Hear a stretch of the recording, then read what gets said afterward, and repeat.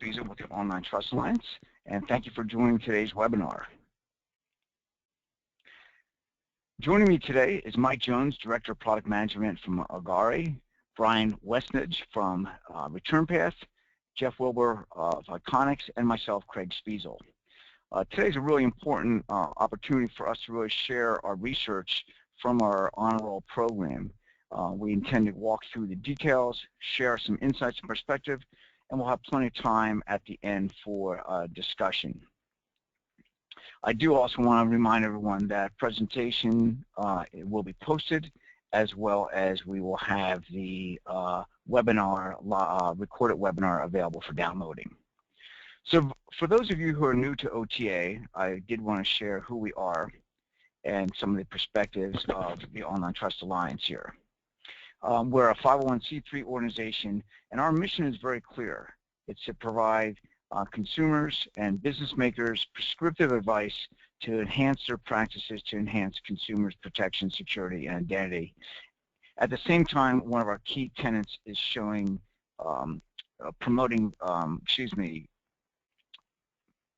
promoting best practices to demonstrate self-regulation and such. So we welcome everyone to be involved, and it's important to have this cross organization input into these best practices. So let's jump right into the honor roll and what it is and such. So the honor roll, this is now the 7th year we've done this, and our goal is to develop a framework really and move people from a compliance, meaning the minimum amount of work they need to do, to one of stewardship. And the results of the audit are really to recognize best practices and those companies. So throughout the year, we develop best practices as an organization, and then the honor roll and the audit actually tracks adoption against that. And as an incentive, we want to recognize those best practices. So ultimately, those are the goals. We've been very happy with the progress in these areas. And again, ultimately, part of our work today is to increase awareness and help companies such as yourself better understand what they can do to help protect their consumers and their brand. So this provides an overview of the site here, of the honor roll. And Jeff Wilbur is on the call. And Jeff, I'd like you to kind of walk through the honor roll, the background here, and provide some more insights. Sure. Yeah, just to set the stage at a high level, and then we'll deep dive into the email portion of this. We actually look at 3 broad categories that make up the scoring for the honor roll, and you see that in the Venn diagram there. One is brand protection. That's primarily email authentication, some other domain protection things. Security, so that's the state of your infrastructure of your site, and then privacy policies. Each scores 100 points.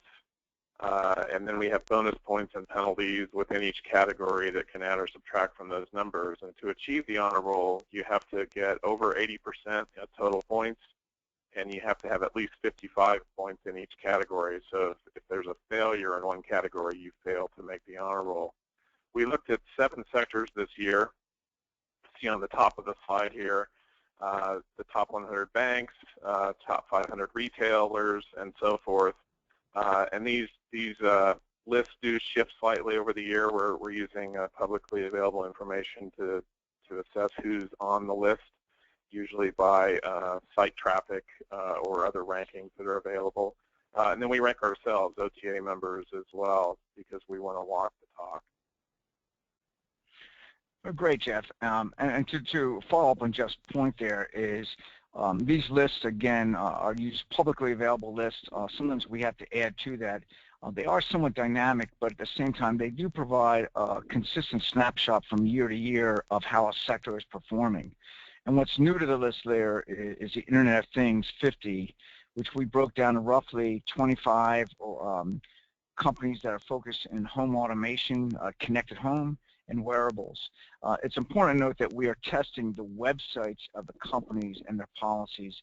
In this case, we did not actually test the actual device itself. Just a little perspective is we really pride ourselves of having a very open and collaborative process. Each year in late fall, we have a public call for comments. What should the methodology be? What should we be looking at? Last year we received almost 100 comments in this area. And then in February, we actually, through a process, we published a methodology. And between February and March, we then host webinars, provide tools out there, because our goal is to get as many companies to make the honor roll as possible. So it's just a key area.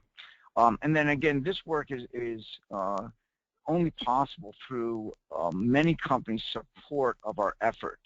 And obviously today on the call with us, we have Agari and Return Path, but there's about a dozen companies. They provide some APIs for us. They pull data, and again, we pull that data in and combine, and then use that to come up with this weighted composite analysis that Jeff shared. So I want to again thank you to all those companies for their collaboration and really commitment to making this a very productive and insightful program. So Jeff, I'll hand it to you and share how do we do this year? Yeah, so before we dive into the email portion, I want to give you kind of a high-level perspective across the entire honor roll. So we track several different metrics. One is just overall achievement of those, roughly 1,000 organizations that we audit each year. And for the past several years, it's been running roughly 30% make the honor roll. Well, this year we had a huge jump to 44. When you look inside that, we see that there are a lot of companies sitting right on that threshold of that 80% scoring mark. And we had many that just went just over the mark this year that had just been under the mark in previous years. So we had a huge leap in honor roll achievement. As Craig mentioned, we want everyone to make the honor roll if they're abiding by these best practices, and yet we continue to raise the bar every year based on most recent best practices in these three broad areas that we talked about earlier. If there was one area where scores went up overall average this year, it was the privacy area. People were more clear about how they were handling consumers' data. Yeah, and that's a good example, Jeff. I'm glad you brought up the privacy part there. That's something we really pushed hard the last few years about companies need to be more transparent. And so I think a combination of that and just public sentiment calls from regulatory agencies as well as advocates, I think, help raise that. So we're happy to see that.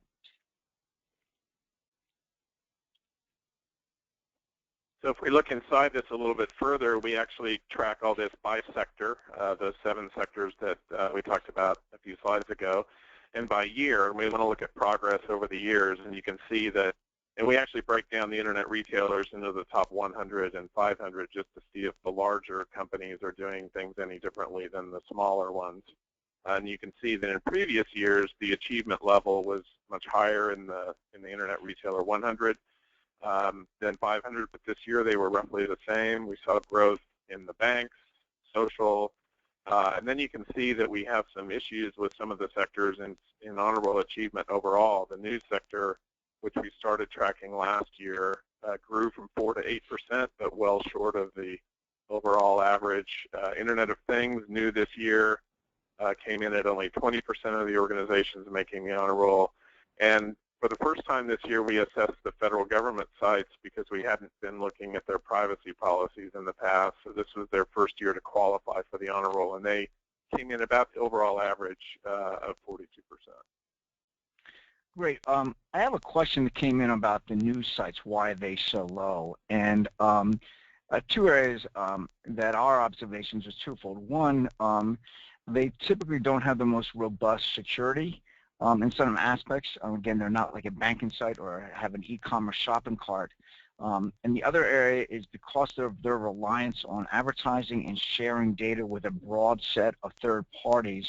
Those 2 factors were very big in driving their numbers down. So any other things that we should touch on here, Jeff? Internet Things, I think, was partially from low email authentication, wasn't it? Yeah, I think in a few slides we're going to look at why people failed in a category, people as different sectors, and so we can kind of look in more depth at that. We did want to recognize the top scores in each category. Over the past few years, we've named the top overall site and the top retailer, but this year we're also naming the top in every sector. So Twitter was number 1 overall, and then you can see the rest in all the different sectors. So a good broad range of organizations represented there. Great. So we also look at the average scores in each of those three main categories: domain and brand protection, server SSL, and privacy, as you see here, by sector. And you can kind of see there's a lot of variation in domain and brand. That's why we are doing this webinar, because it's primarily driven by email authentication practices. Server SSL, there's a good kind of 85 or so average across the board, so that's fairly strong. And in privacy, there's variation, but it's a little more tightly clustered. So the domain brand area is actually the one where there's the most variation. And Craig, if you can go to the next slide, we can look at failures. So remember I said that failures are if someone's less than 55% in any one category. And you can see that in the domain brand area, the Internet of Things sector, for instance, 70% of those organizations had a failing score in this category, followed by the federal government at almost 50% and so forth. So you can see this area overall, the overall average here was 46% failed this category. So it's the one of most concern. Privacy, the overall failure average was about 24%. Although you can see, if we go back to the previous question about why news did so poorly, they had a huge spike in the privacy area due to the sharing of data with all the advertising, as Craig mentioned, but they also did fairly poorly in the domain brand category, which we're talking about today. So here we want to start peeling deeper into this brand protection area, the purpose of this webinar. So remember, there are 100 base points in each category. The weighting here is if you do SPF and DKIM, which are the two primary email authentication methods at both the top level and subdomains that your organization has, and then you have a DMark record with a policy assertion, and we'll talk more about what this means in case for those of you who don't know about it in a moment. You score your 100 points. So that's kind of the 100 baseline points. You got bonuses if you do opportunistic TLS for email. We'll talk about that in a second. That's new this year. That's why it's in italics. You get bonus points for having DNSSEC, which is a secure DNS. And you get a penalty if you don't lock your domain. And less than 2% of companies don't lock their domain. So that's why it's a penalty. So we can go on and look at more specifically what these different things mean. So at a high level here, there are two primary email authentication methods, one called SPF, Sender Policy Framework. It authenticates the path or the IP addresses between the source and the destination, and it's a simple text record. DKIM actually signs the message. That stands for Domain Keys of Identified Mail. And they complement each other, and we'll get Mike and Brian to comment on this in a second. DMark actually takes advantage of both of those and looks across them and provides several different benefits to allow a sender to assert policy out to receivers on how to handle messages that fail authentication, but also get reports back from those receivers on what the receivers are seeing with the messages. And Mike, I know that when we were talking about this earlier, a lot of people just don't even know how to get started in all this, and maybe you can kind of give us some insight in, if you haven't really dealt with much of this at all, or you don't know where you stand in your company, what would be the steps you would take to get going here? Sure.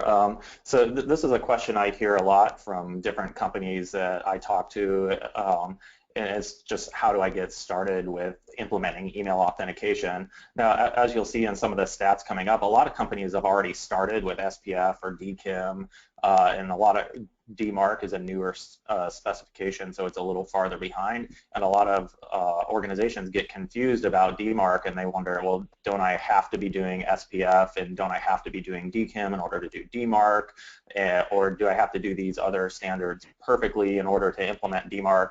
And my recommendation is always to just get started with DMark and start learning about the mail that you're sending and that others are sending on your behalf. So the very first implementation of a DMark policy is really fairly simple. It's a text record that you publish in your DNS for your domain, and you publish a policy in the record. It's called P=none. We like to call it a monitor policy. And basically what it does is it requests that the big email receivers out there who are honoring the DMark specification just send you data about all of the mail traffic that they see coming from your domain, whether that is abusive mail traffic or traffic that actually is sent by your infrastructure or traffic that's sent by authorized third parties. You'll get data about all of that.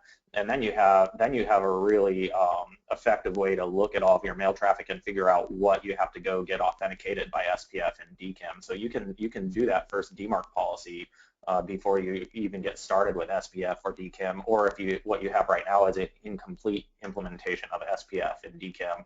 I always recommend get started with DMark, start gathering the data, and get the visibility that you need to do everything in the correct way. And if you need help, then get help from an organization that specializes in these things.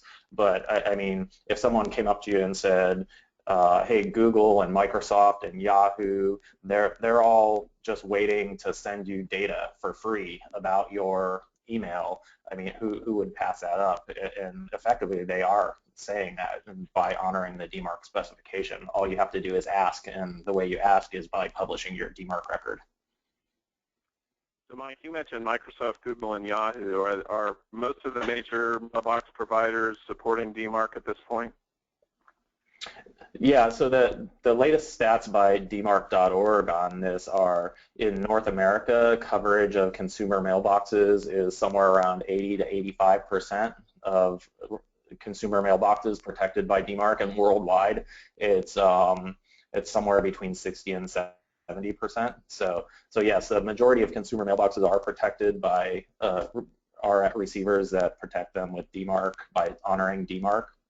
And we also see it growing amongst the adoption among secure email gateways as well to protect enterprises and other maybe smaller consumer ISPs who use these secure email gateways. So Brian, we really didn't touch on why this might be important for people to do email authentication. We just said it's a best practice. So maybe you can give us a quick summary of why would you even want to do SPF or DKIM and then have DMark sitting on top of it? What are the benefits to senders of email? Yeah, absolutely. I think the reason we're talking about SPF, DKIM, and DMark, by the way, I can't remember if we defined this, but DMark stands for Domain-Based Message Authentication Reporting and Conformance, if anyone's interested. And as Mike mentioned, DMark.org is kind of our industry site where you can get all sorts of information, both the Guardian Return Path, we're founding members of that consortium, but has some great information for folks that are interested. I think the reason we're talking about this today is because the original RFC for email or the SMTP protocol was, I think, released in the late 80s, and authentication and security were not built into the spec, you know, from the beginning. So when the original concept of email came about, no one thought about it being abused, and it was for, you know, one-to-one communications between mainly academics, and you know, the thought of someone abusing it, you know, wasn't primarily in the author's minds, although it was abused shortly after it was released anyway. But the reason, you know, several years later down the road we're talking about this is because of unwanted email, spam, phishing, spoofing becoming a big issue in the inboxes of all of us. SPF and DKIM are a way for a legitimate marketer to authenticate, or a legitimate sender of email to authenticate the mail and basically make an assertion that this message was either sent by a server that I authorize, which is SPF, or that I take responsibility for the content of the message with DKIM. And SPF and DKIM now have been around for, you know, almost a decade. There are mechanisms that the large consumer mailbox providers that Mike talked about, the Googles, Yahoos, AOLs, Microsofts of the world, they look at authentication as one criteria into whether or not they will let a message into their infrastructure. They're primarily concerned with keeping bad mail out of their networks. The majority of mail coming into an ISP or a consumer mailbox provider is not wanted, is spam, is malicious. So the legitimate one-to-one communications, the legitimate emails you sign up for from your favorite brand, those are a very small percentage of the traffic coming into an ISP's network. So SPF and DKIM are one tool in the toolbox where an ISP can make a determination on whether or not they should let a message through. And then DMark really leverages both of those protocols and allows a sender to take responsibility for the mail that's coming from their domain. So as Mike mentioned, the most important thing to do with DMark is to get visibility in your mail streams, both internal and the third parties mailing for you. There's no downside to publishing a DMark monitoring record. There's no risk involved. It simply gives you visibility into your mail streams. The major ISPs will send you reports back, and you can see, okay, this mail stream I know about, it's authenticating correctly, great. This mail stream is actually legitimate. I wasn't really aware of it, but yes, it's mailing legitimately on behalf of my domain. Okay, and this mail stream is totally spoofing me. I'm not authorizing it in any way. And DMark will give you visibility in your mail streams. Once you're sure you're authenticating your legitimate mail streams correctly, you can publish a DMark quarantine or reject policy, which is the real power behind DMark in keeping malicious mail out of the inbox of recipients. Yeah, so you're essentially protecting your brand there. So if you look at this slide still collectively, these are the 100 base points that we talked about earlier. So Craig, if you can go on to the next slide. Just want to touch briefly on TLS, which was bonus points this year. This allows you the ability to encrypt messages between mail servers, and it's usually done on an opportunistic basis. And we gave it bonus points this year because it's just an extra level of protection for the messages themselves as it transits the internet, and just provides that extra layer that people are looking for these days from a privacy and interception of messages perspective. This is something that in the future we may be rolling into the baseline points themselves. So Craig, if you can advance it one more, we'll look at kind of the overall scoring that we saw this year, and then we'll dive into each of these areas except for TLS. So on the left we have by sector the percent of organizations where we saw any version of SPF. So it could be at the top-level domain, it could be at a subdomain sent by the organization themselves or maybe delegated to a third-party marketer. And we have the same for DKIM. With DMark, this is whether the organization had a DMark record that we could find. And with TLS, this is what percent supported opportunistic TLS that we saw out there. And the average there is about 23%. See the kind of above and below that. With the one thing I wanted to point out here is you tend to see SPF support higher than DKIM. And then DMark, which is now 3.5 years old as a standard, is all over the place. You see it down from as low as 2% in the Internet of Things sector to 77% for OTA members. And this is a real opportunity because if you are doing any form of email authentication, DMark is an easy thing to pair with it. And as Mike said, you don't even have to be doing any form of authentication to implement DMark. So we'll peel into this a little bit more as we go and look at it by sector and some more specifics. So here we have kind of the contrast of, do you have any form of email authentication at all? That's the table on the top right. Or do you support both SPF and DKIM somewhere in your mail streams? And that's what's on the lower left. So the minimum standard, the minimum policy or adoption level would be to do something with email authentication. And you can see that in 2015, this kind of shows the growth over the years, that most sectors are up in the 90% range. Some have hit 100. It bounces, a few percent here and there, often due to changes in the lists of the, organizations that make up the various sectors. The big laggard here in the either SPF or DKIM is the Internet of Things, which was new this year. And then on the lower left, we have the best practices to support both SPF and DKIM in your mail streams. And you can see that those are lower slightly and have grown from fairly low levels in 2012 to now we're getting up into the 80, 90 range in many of the sectors, although some are lagging. Brian or Mike, maybe you guys can comment on why supporting both SPF and DKIM is important as a best practice. Sure, Jeff, this is Brian. Sure. Hey. Why don't I start and then Mike jump in. So there's certain conditions where the reason I guess SPF and DKIM are both important. There's certain conditions where they might both fail. A legitimate message may fail one or other of the authentication methods. Something that's fairly common is a legitimate sender may contract with a third party to send on their behalf, and the third party sending IP address is not included in the SPF record is not updated to include that new third party provider's address. So SPF authentication may fail. When a message is forwarded, typically, so let's say you have an old college EDU domain that forwards to your, your existing mailbox. Typically, forwarding will break SPF. And similarly with DKIM, there's conditions where where DKIM authentication can break if the message is altered in any way in transit, either forwarded, going through a mailing list.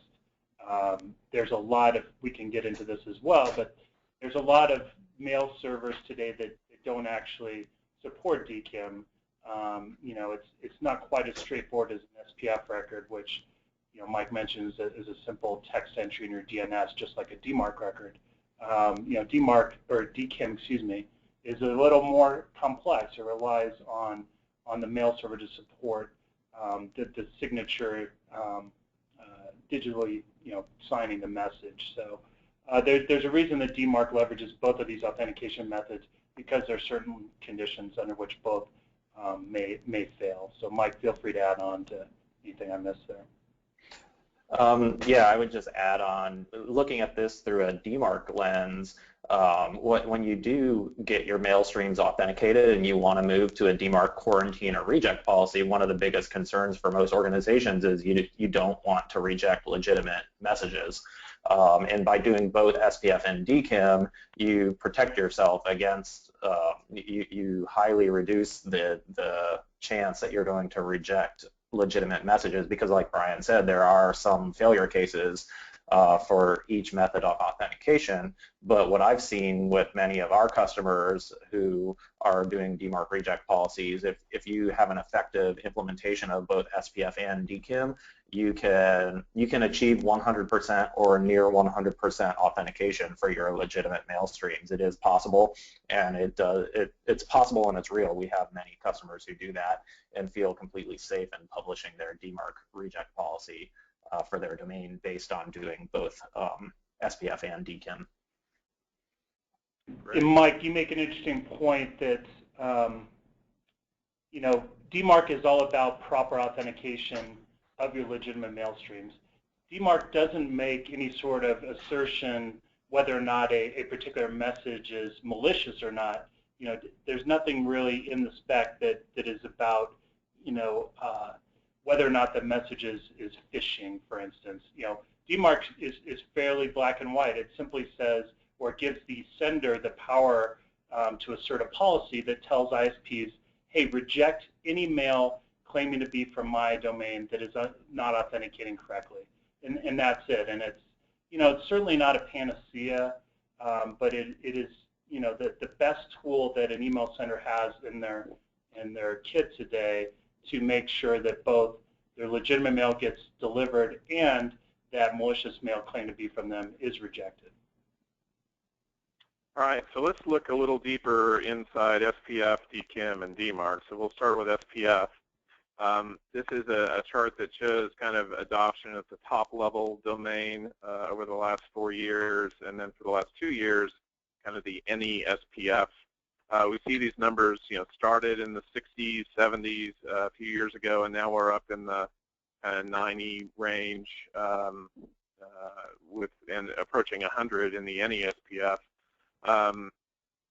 What is and we talk about wanting to support authentication at the top-level domain and subdomains. Maybe one of you guys can comment on why it's important to do both, the top-level and subdomains for the various mail streams you have in a company. Sure, I guess I can start out on this one. I just want to clarify first for folks on the webinar that by top-level domain, we don't mean .com, .net, not that kind of top-level domain. In the honor roll, by top-level domain, we mean the organization-level domain, so company.com instead of email.company.com would be any subdomain of that. So that's the definition of top-level domain here. But why is it important? So a lot of different companies do email differently all over the place. A lot of organizations will only use their top-level domain for maybe their website domain, or that's their primary brand, but they don't use it to send email from. Instead, they segment different mail streams to via subdomains to email email from. For example, you'll have a marketing subdomain that may be email.company.com, and maybe you have a subdomain that you use to send transactional emails like account confirmations or things like that. Maybe you have another subdomain that you use for internal corporate email. But you need to, as an organization, you need to protect all of those different domains from abuse, because just because you don't use your top-level domain to send email, it's hard to make all of your consumers out there understand that and recognize that fact. So the bad guys will often spoof the top-level domain because that's the most recognizable identifier for your brand in email. So that's why it's important to protect both, even if you don't use that top-level domain for email in any way. And then, of course, you absolutely want to authenticate all of the subdomains that you use for email. And then you also want to publish a DMark policy that protects all unused subdomains as well. Of course, the number of subdomains that could be created out there by bad guys to spoof your brand is infinite. So basic DMark policy will protect the domain and all of its subdomains unless you specifically specify for it not to do that. So that's important as well. So Brian, how do you protect the top-level domain if you're not sending email from it? I think just touch on what Mike said is, if you don't send mail from the top-level domain, first of all, publish what's called an SPF minus all record, which just instructs the recipient of email or the receiving mail server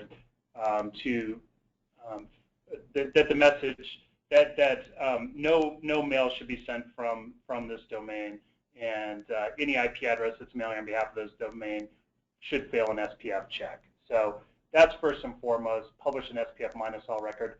Just because you do that doesn't mean that all malicious mail is going to be rejected. SPF is just kind of one criteria, like a major mailbox provider will look at in determining whether or not to accept a message for delivery. It's certainly just one piece of that. There might be some older mail filters on kind of more the enterprise / B2B side that strictly look at SPF, but for the most part, SPF is just one consideration. The major ISPs realize that there's use cases for legitimate senders to fail SPF, but it is a tool. You should leverage it. If you don't send any mail from the domain, publish an SPF minus all record. And it sounds similarly, oh, go ahead.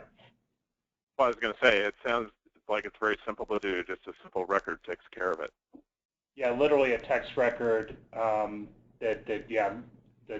text of it contains minus all, V equals SPF1 and a minus all. It's fairly straightforward.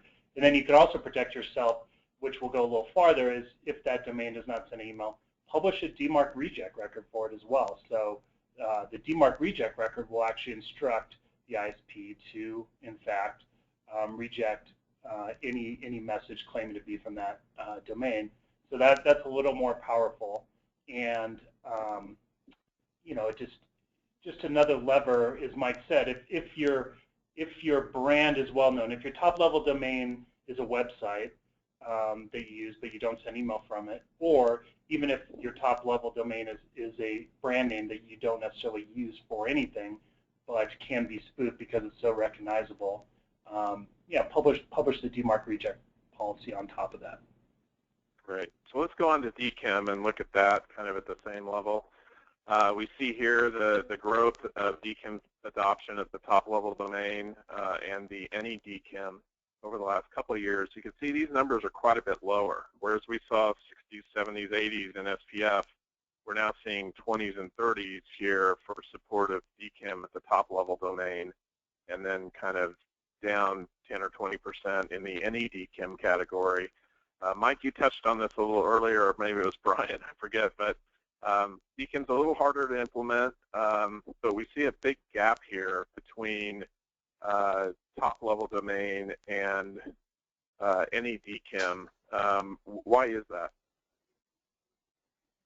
Well, DKIM in general is, as we talked about earlier, a little more involved to implement. It takes more resources, but also the way that DKIM functions is fundamentally different than SPF. So if you have a top-level domain that does not send email, you can still publish that empty SPF-all record that Brian just talked about to protect that domain, because SPF is just a text record at the domain, in the domain's DNS, whereas DKIM is actually a signature-based mechanism where there has to be an actual email sent with a DKIM signature in it. So if the domain does not send email, then it can't have emails with DKIM signatures, obviously. So we will see some difference in the top-level domain versus subdomains in that regard for DKIM overall.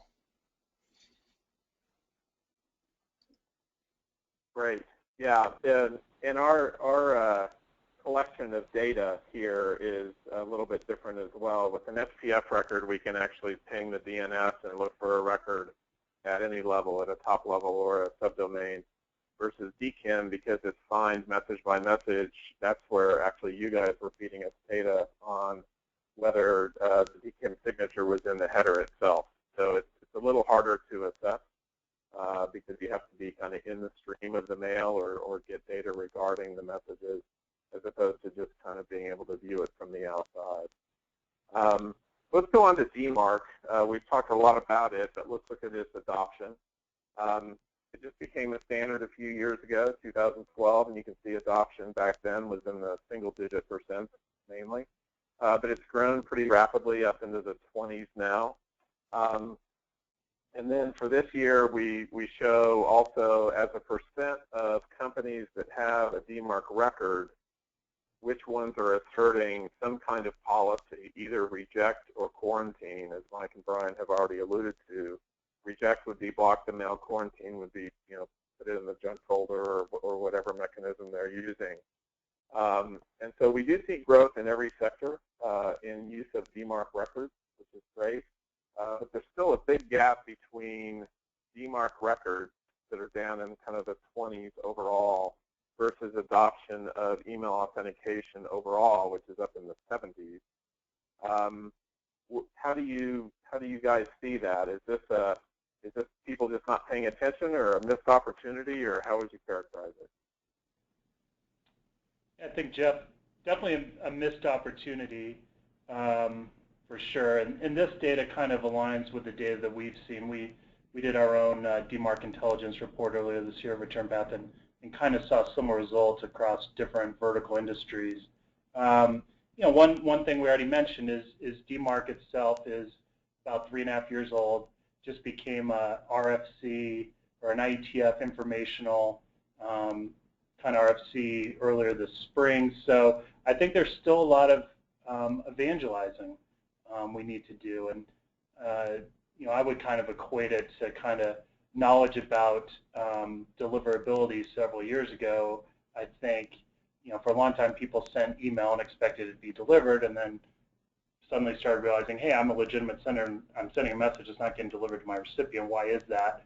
and we started looking at things like email reputation to determine whether or not an email got delivered. And that kind of, I think that predominantly the awareness of that started in North America and then, went to Europe and then globally. And I think we kind of see the same thing as knowledge of DMark is kind of most prevalent in North America, is spread to Europe and is now reaching the rest of the world. I think, when I'm talking to organizations, it's very rare that there's a DMark subject matter expert in the room yet. There might be folks who are obviously familiar with SPF and DKIM because they've been around longer, or those specs have been around longer.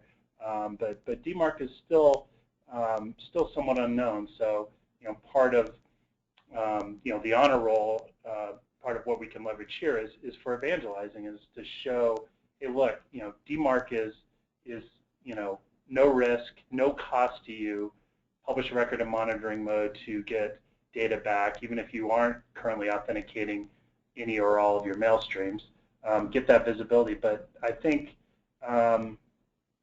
in general, just there's a lot more evangelizing we need to do as an email industry to generate that awareness, and then subsequently on the reject and quarantine side, it's not a trivial task to, once you know all your mail streams, to authenticate them correctly, and getting somebody internally in your organization to sign off on publishing the quarantine or reject record, because most organizations obviously don't want their legitimate mail to be impacted in any way, so they'll move cautiously. But the thing we try to drill down into folks is, hey, return back fairly consistently has published studies saying anywhere from 20-25% of your legitimate mail isn't being delivered today anyway because of your email reputation.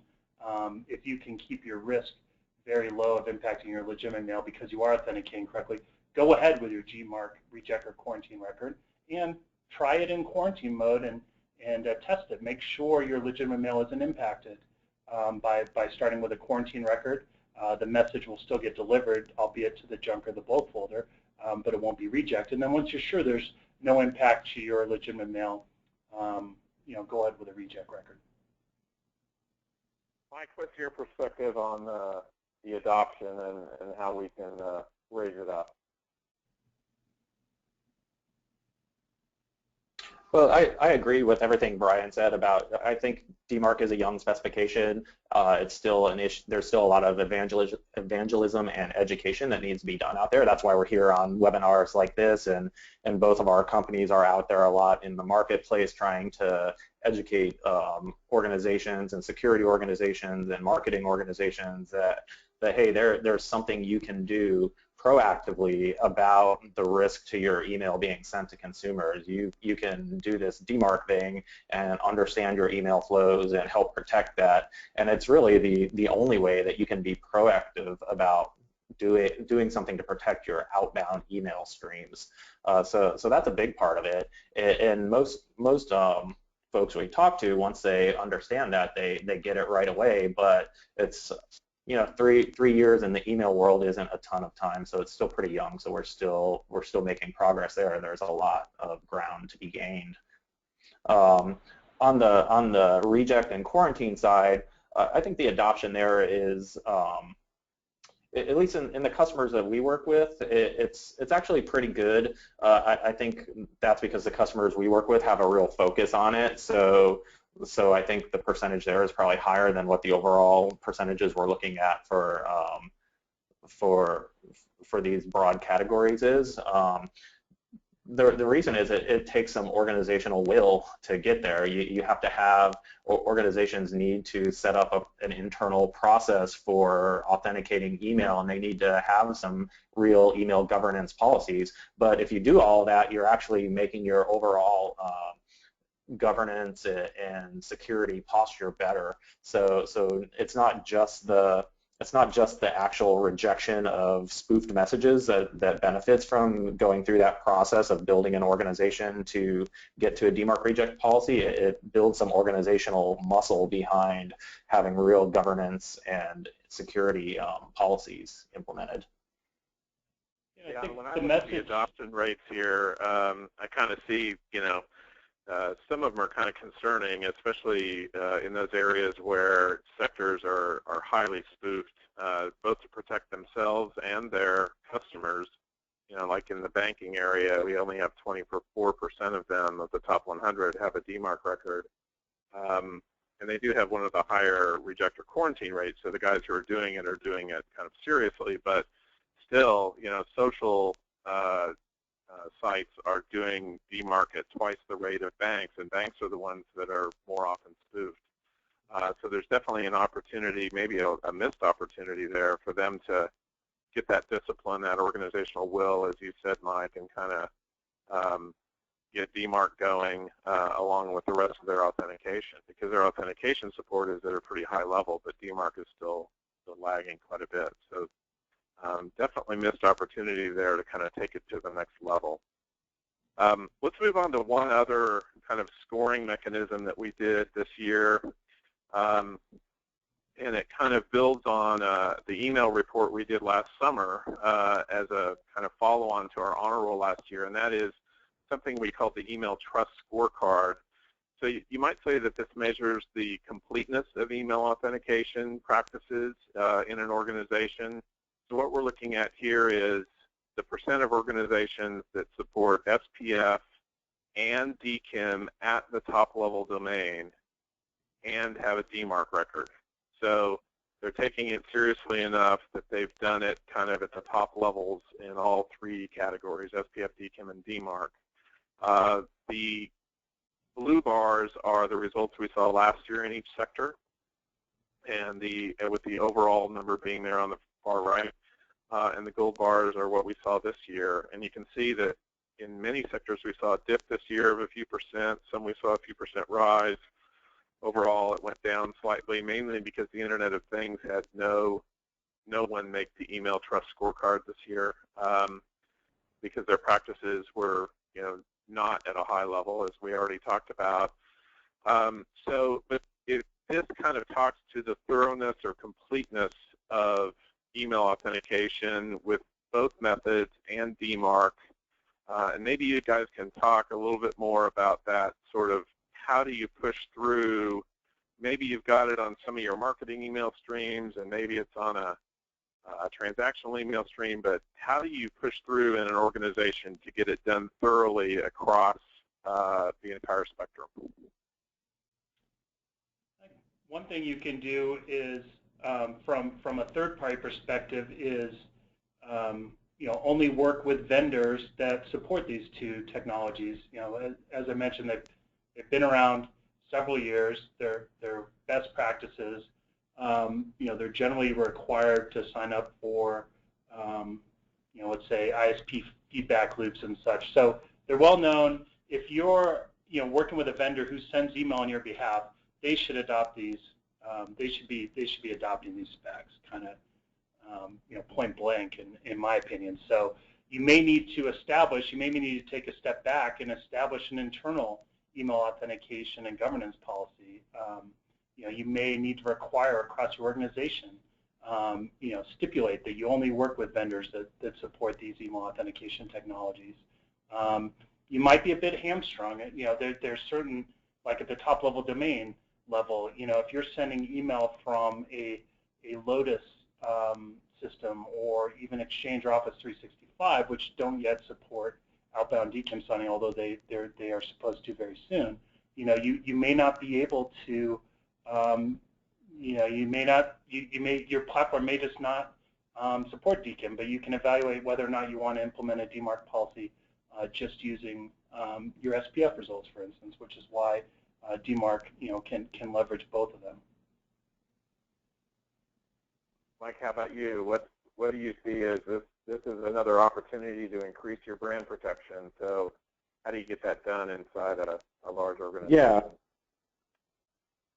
I mean, I think if you're in an organization, whether it's large or not large, medium, small, whatever, but if part of your responsibility is consumer protection and brand and trust, or email in general, this scorecard right here just illustrates a huge opportunity to go out there and get a DMark policy published and start seeing what's happening. And then you can use that information to promote further support within your organization.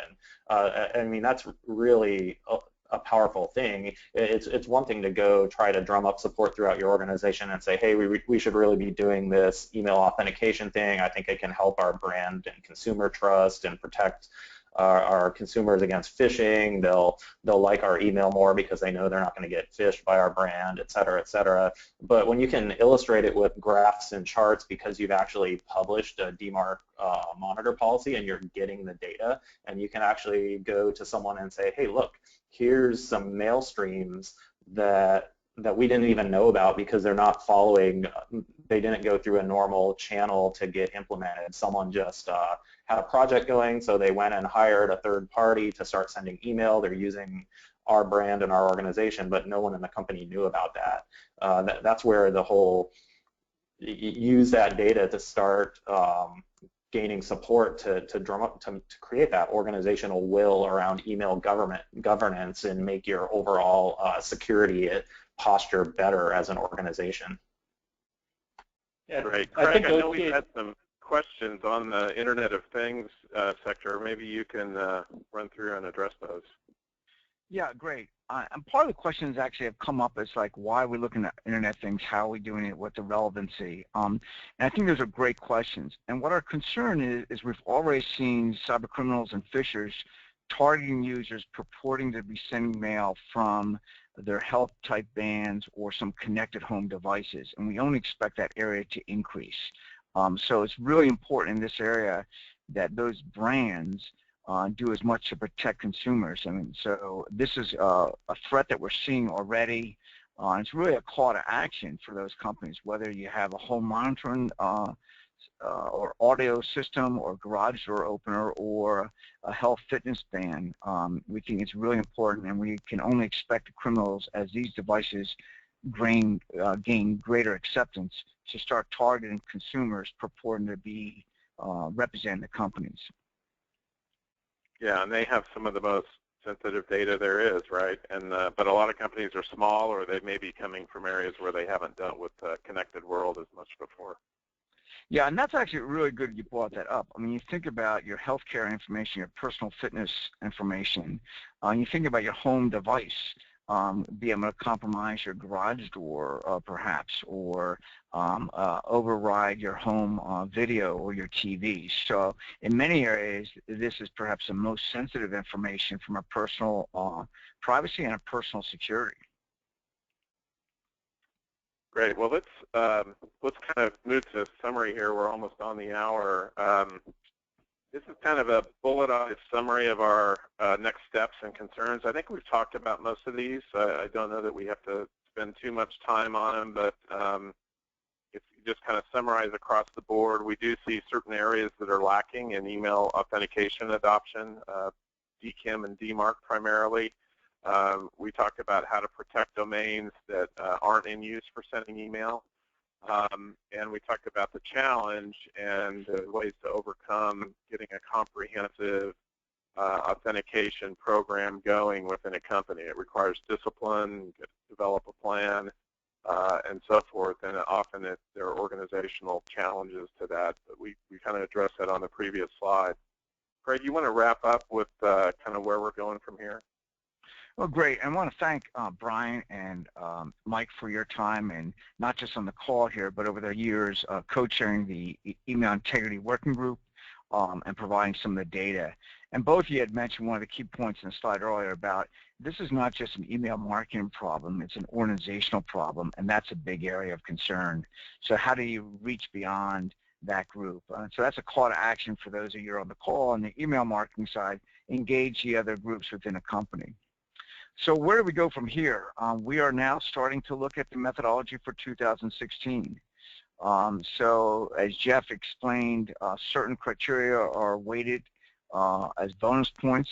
Some of these may actually shift to a core points, so that core 100 points. We're looking at all these areas.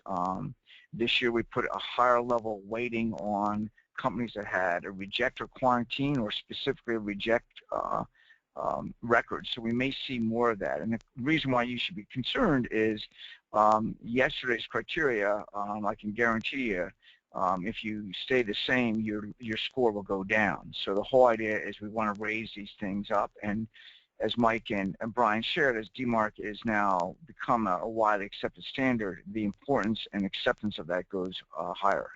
We're looking at some other areas, always on SSL, all these other criteria we're looking at. So if you have feedback, we'd love to hear from you. And again, it's really important. We're also we're planning some additional reports that are going to be coming out later this year. So I should visit back for more of these reports. Everything is posted on our site. The deck is posted up there right now. Some of the specific resources, some folks mentioned DMark.org and others. There are a lot of great resources. We have them up on our authentication site, and some links here, and as well as all these reports are on the Honor Roll site. So I do want to thank everyone for taking the time today. And Mike and Brian, did you have any other last comments you wanted to share before we call it a wrap?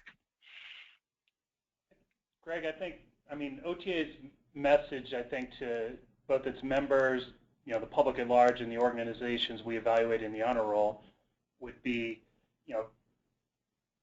there's a real opportunity to be a market leader here in adopting SPF, DKIM, and DMark.